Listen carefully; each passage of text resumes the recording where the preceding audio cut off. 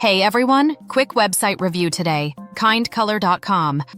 So I took a look at this site, and honestly, there are a few major red flags that stand out immediately. First, a lot of the product images appear to be copied straight from big retailers like Amazon, which is never a good sign. Legit stores usually use their own photos. Second, the contact emails listed on the site seem suspicious. They've actually been linked to other questionable online shops before. That's a pretty strong warning sign. Then there's the About Us section. It doesn't really match what they're selling. They claim to be something like a consignment-style store, but the website is just a random mix of products with no clear identity. There are also reports of unexpected charges, which is obviously a serious concern. So my take? I would avoid buying from kindcolor.com.